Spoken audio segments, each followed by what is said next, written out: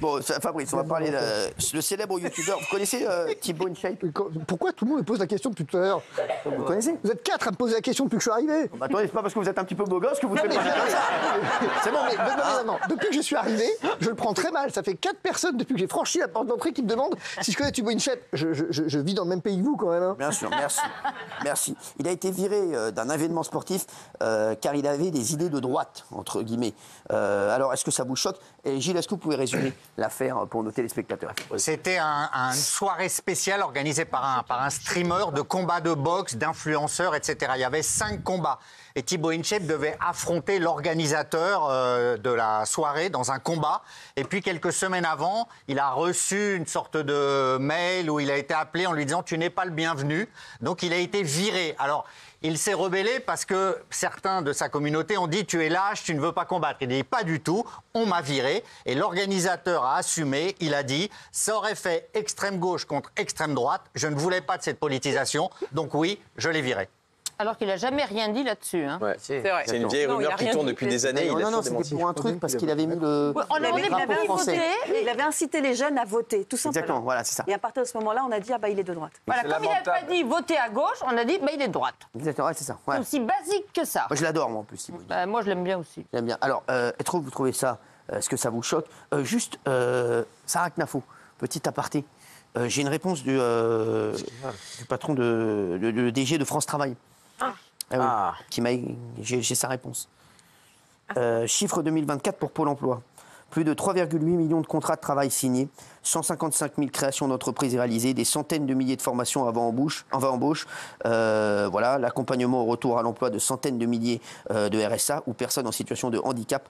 83% de taux de satisfaction des demandeurs d'emploi et 86% des entreprises utilisatrices. Voilà.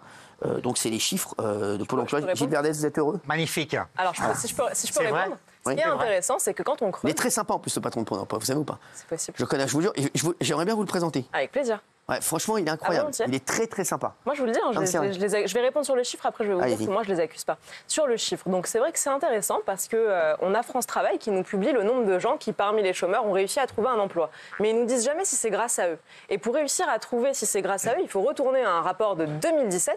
Et c'est dans ce rapport-là qu'on a le chiffre de seulement 12% de gens qui ont trouvé un emploi grâce à France Travail. Vous pouvez tout à fait être chômeur et, par exemple, aller trouver un emploi dans une agence d'intérim ou sur LinkedIn ou sur Le Bon Coin, si on reprend ces exemples, ou ailleurs, et ensuite vous sortez de la période où vous avez le droit à l'indemnité chômage et France Travail va vous comptabiliser comme quelqu'un qui a retrouvé un emploi. Mais dans leurs chiffres, ils ne disent pas, sur leur site, c'est pas public, pardon, ils ne disent pas si ça a été grâce à eux. Et donc pour retrouver ce chiffre, j'ai dû aller chercher bien loin dans un rapport de 2017. Et ensuite, je précise que moi, j'ai rien du tout contre les personnes. Typiquement, quand je dis qu'il y a trop de fonctionnaires en France, alors France Travail, c'est des salariés, c'est pas des fonctionnaires, mais c'est pas du tout contre eux, c'est pas contre les personnes. Dire qu'il y a trop de fonctionnaires en France, vous savez que même les fonctionnaires disent qu'il y a trop de fonctionnaires. Il y a un sondage qui date de 2021 où on voit qu'il y a une majorité de fonctionnaires qui nous disent oui, il y a trop de fonctionnaires en France. Moi, j'ai été aux fonctionnaires, alors je sais parfaitement qu'il y a des gens qui sont intègres, qui font ça pour l'intérêt général, qui se disent tous les matins comment je peux servir mon pays.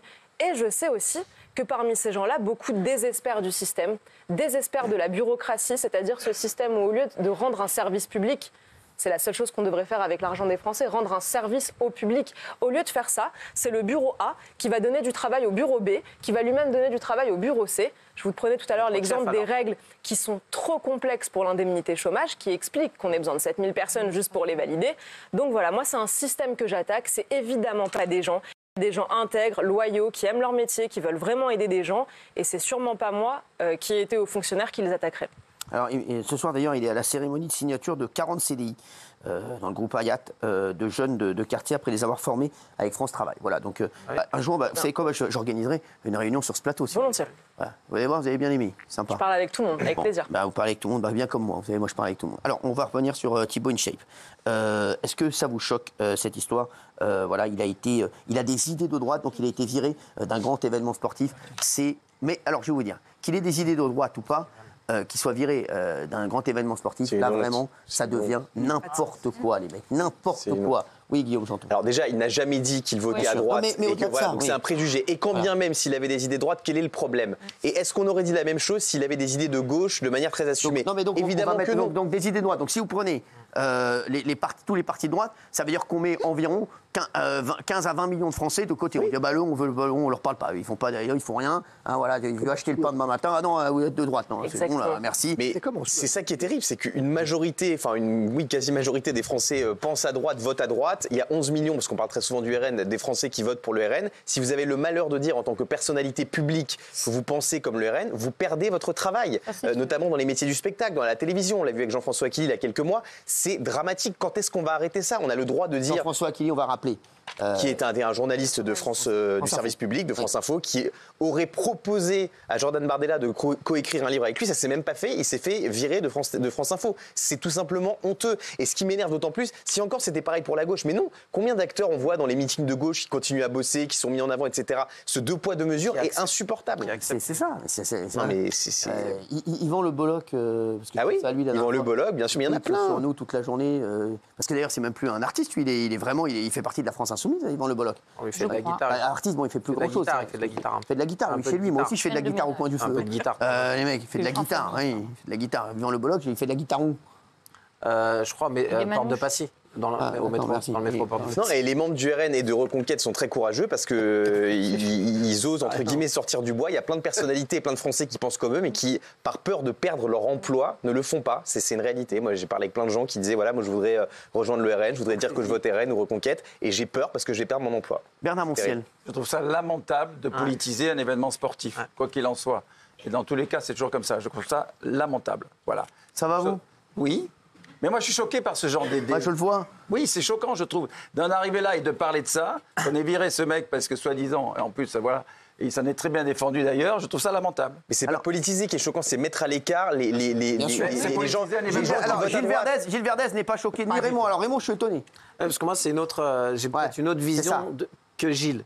Moi, je ne suis pas choqué parce que l'organisateur, il fait ce qu'il veut et il accepte qui il veut. Même au sein du gouvernement, au sein de mon État, j'ai le gouvernement qui ne veut pas parler avec le Front National, par exemple. Donc, ils ne veulent pas parler avec le Front National. Ils les mettent pas dans les histoires de politique. Ils les ont sortis des négociations, même là. Donc, je me dis que l'organisateur, si lui, il a dit « je ne veux pas qu'un gars estampillé de droite vienne », moi, là où j'en veux, c'est que, par contre, les gens qui viennent... quand même. Il ment, il est hypocrite, parce que les gens qui viennent, ils sont de droite et qui payent leur place. Il accepte bien l'argent des gens de droite. C'est comme tous ces artistes qui disent « je ne veux pas que les gens votent à droite », ils prennent pendant les élections « ne votez pas pour lui, ne votez pas pour lui », et par contre, les salles de spectacle, t'acceptes les gens de droite.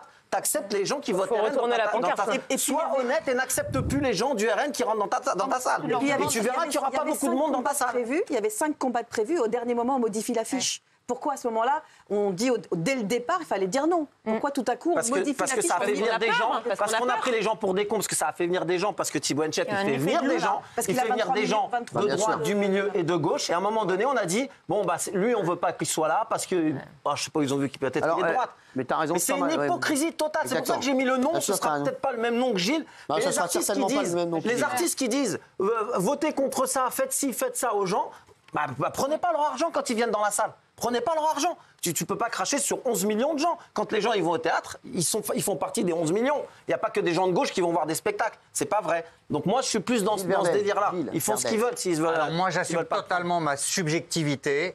Je pourrais même dire ma mauvaise foi. Oui, votre mauvaise foi. C'est votre bêtise, en fait. Ça, c'est vous qui le dites, mais c'est ça. Parce que pour moi, c'est de la bêtise. Oui. Je suis content qu'il ait été viré. Il est ultra conservateur. Qu'il dit je suis de gauche et il ira à un spectacle sportif de gauche. C'était la gauche qui organisait ça. Jean-Michel Maire, il est ultra conservateur. Donc, non, c'est vrai, Jean-Michel, il s'en cache pas. Il s'en cache pas.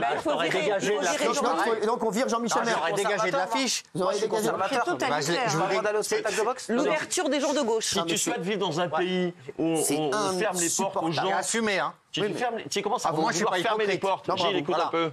Si tu commences à vouloir vivre dans des pays où on ferme les portes à des gens qui ont des idées et qui votent pour des partis qui sont démocratiques, etc., pose-toi les vraies questions. C'est toi qui es complètement radicalisé et qui devrait vivre dans des pays totalitaires. Ton idéal, c'est les pays d'Amérique du Sud, la Russie, etc., où on est emprisonné pour des...